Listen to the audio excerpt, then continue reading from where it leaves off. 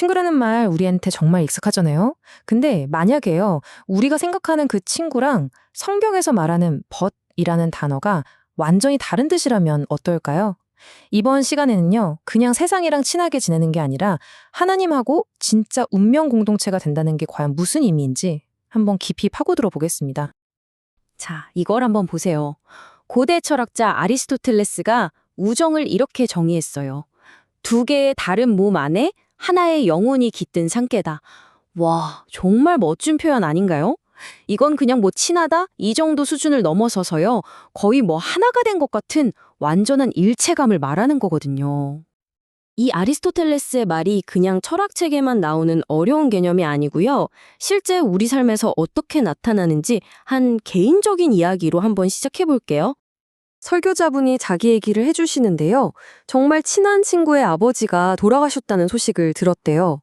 다음날 새벽에 중요한 기도회가 있었는데도 불구하고 그냥 차를 몰고 서울에서 부산까지 왕복 12시간을 운전해서 달려갔다는 거예요. 장례식장에는 겨우 1시간 있었지만 친구가 자기 얼굴을 딱 보고서야 꾹 참았던 눈물을 터뜨리는 그 순간에요. 아, 이 짧은 시간을 위해서 달려오길 정말 잘했다 하고 느꼈다는 거죠. 바로 그때 친구의 눈물을 보면서 두 몸에 깃든 하나의 영혼이란 말이 무슨 뜻인지 온몸으로 깨달았다고 합니다.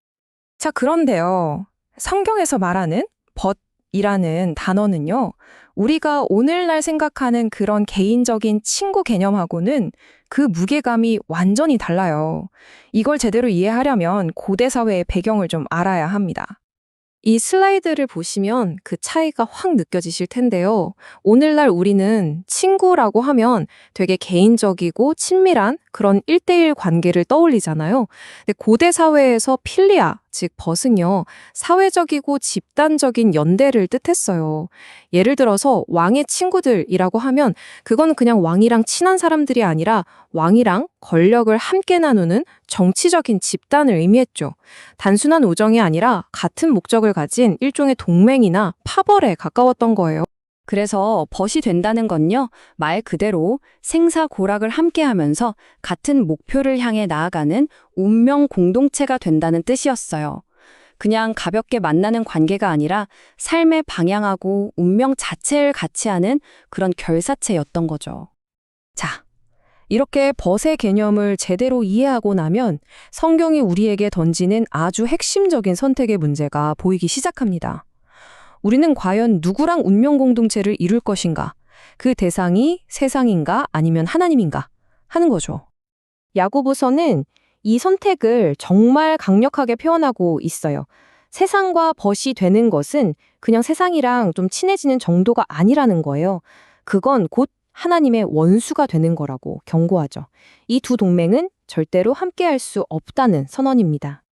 그래서 핵심이 바로 이겁니다. 성경은 하나님과 우리 성도의 관계를 종종 결혼에 비유하거든요.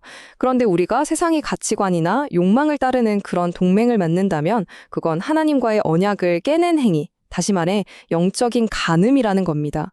이건 그냥 작은 실수가 아니라 아주 깊은 불성실함의 문제인 거죠. 그리고 이게 바로 두 마음을 품은 상태를 아주 잘 보여주는 거예요. 한쪽으로는 하나님께 충성하고 싶은데 다른 한쪽으로는 세상이 주는 것들에 대한 욕망을 버리지 못하고 이 사이에서 계속 갈팡질팡하는 내적 갈등이죠. 말도 안 되게 두 개의 운명 공동체에 동시에 발을 걸치려는 그런 모순적인 상태인 겁니다.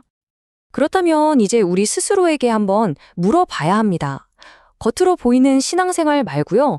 내 마음 깊은 곳에서 나는 진짜 누구랑 운명 공동체를 이루고 있는가 하는 질문이죠. 자, 여기서부터가 진짜 중요합니다. 나는 정말 무엇과 벗하고 있을까요? 중요한 결정을 해야 할 때 나도 모르게 내 선택을 이끌어버리는 무의식적인 애착은 과연 뭘까요? 이 질문에 정말 솔직해져야 합니다. 설교자분이 이걸 아주 구체적인 자기 경험으로 이야기해 주시는데요. 세상에 가장 갈망하는 것 중 하나가 바로 돈이잖아요. 그래서 이분은 목회 사역을 하면서 개인적으로 돈을 받는 사례는 절대로 하지 않기로 결심했대요. 왜냐하면 돈과 벗이 되려는 유혹으로부터 자기 마음을 지키기 위한 결단이었던 거죠. 그러면서 이렇게 말해요. 혹시 저에게 뭔가를 주고 싶으시면 차라리 제가 설교 준비하는 데 도움이 될 책을 선물해 달라고요. 돈과의 동맹을 의식적으로 딱 끊어내는 모습을 보여주는 겁니다. 세상과의 우정이 왜 문제인지 알았다면 이제 해결책을 찾아봐야겠죠? 그렇다면 어떻게 해야 세상 대신에 하나님과 더 가까운 친구가 될 수 있을까요? 가장 근본적인 원인은요, 깎이지 않는 돌 같은 마음에 있다고 해요.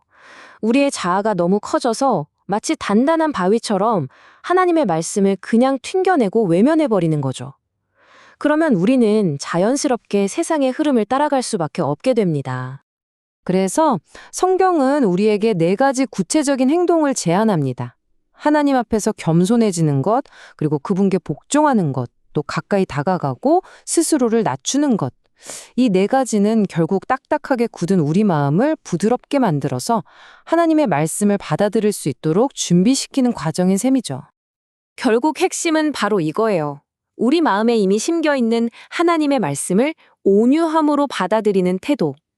이 말씀을 내 기준으로 판단하고 골라듣는 게 아니라 겸손하게 있는 그대로 받아들일 때 바로 그때 우리는 하나님과 진짜 친구가 될 수 있다는 겁니다. 와, 근데 이 모든 과정이 솔직히 좀 어렵게 느껴질 수도 있어요. 그쵸? 하지만 이 싸움 우리 혼자 하는 게 아니라는 희망적인 메시지가 있습니다. 정말 좋은 소식은요, 이 힘든 내면의 여정을 우리가 혼자 걷는 게 아니라는 거예요. 하나님께서 도와주십니다.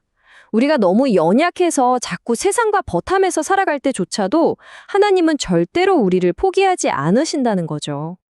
오히려 하나님은 우리에게 더욱 큰 은혜를 주시겠다고 약속하세요.